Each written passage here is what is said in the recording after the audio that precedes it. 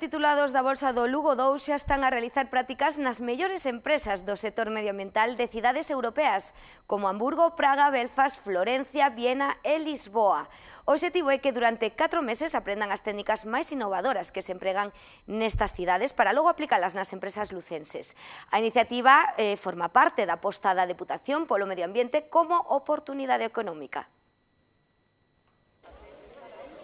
Son algúns dos bolseiros de Lugo 2 minutos antes de partir desde o aeroporto de Alvedro hacia o estranxeiro. Cargados de ilusións inician unha nova etapa que nun futuro lles abrirá novas posibilidades profesionais.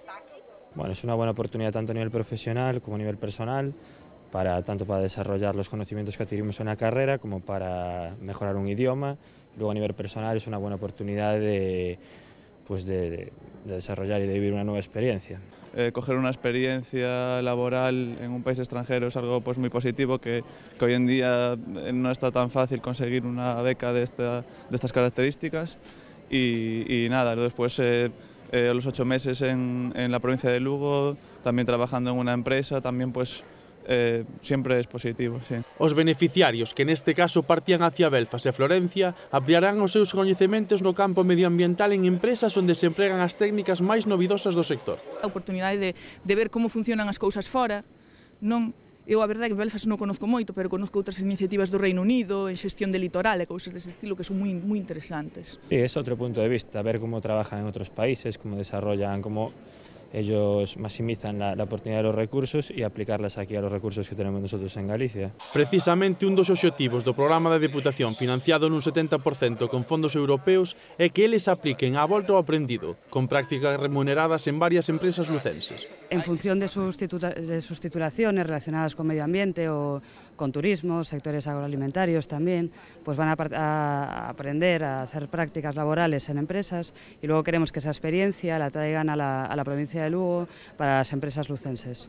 Antes de embarcar nesta nova experiencia reupados polo presidente do organismo provincial, os xóvenes despedíronse con moitas ganas de regresar cargados de novas ideas que contribúan a que o medio ambiente se converta na gran oportunidade económica da nosa provincia.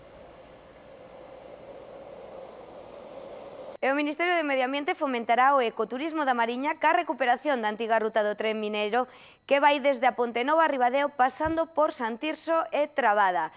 A actuación dotada en 5,5 millóns de euros unirá os municipios a través dunha ruta de senderismo de 33 kilómetros que contará con iluminación, paneis informativos e que porás en valor o seu patrimonio histórico e natural. A ruta comezará na antiga estación do ferrocarril de A Ponte Nova e seguirá o trazado que percorría o tren mineiro a mediados do século XX para transportar a Ribadeo un mineral extraído das minas de Vilaudriz.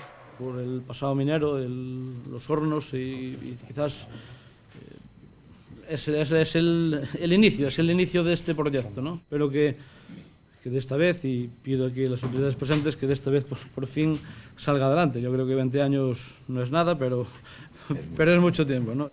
O esperado proxecto foi presentado no Concello da localidade polo director xeral de Sostenibilidade da Costa e o Mar, Pedro Antonio Ríos, que amosou a súa vontade de convertir a senda nun referente turístico para Galicia.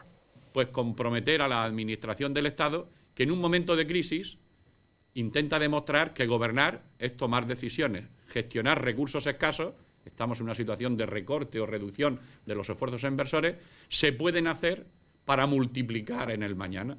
O plan contempla actuacións para a recuperación de 9 túneles e varias pontes de alto interés cultural ao longo de toda a vía, pasando polos municipios de Santirso de Abres e Trabada, ata chegar a Ribadeo, destino de descarga do convoi mineiro.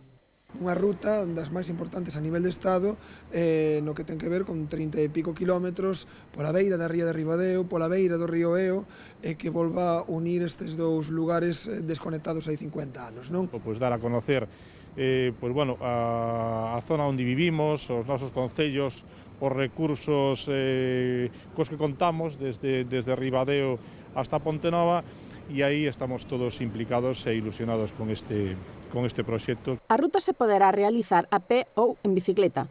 Ademais, estará adaptada a minusválidos e debidamente señalizada nos seus 33 kilómetros con paneis de iluminación e cartéis informativos sobre a historia e a cultura dos paraxes percorridos.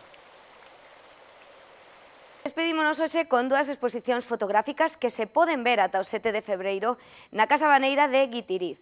Unha delas é o Golfo de Fonseca, que recolle o traballo de colaboración realizado por reporteiros solidarios coa Asociación Amigos da Terra. E a outra, as tres visións de Peter Schneider sobre a muralla de Lugo, unha mostra que xurdiu para promocionar o monumento romano no seu 10º aniversario como ben patrimonio da humanidade. Con elas lles deixamos que pasen unha feliz fin de semana. Grazas unha vez máis por estar aí.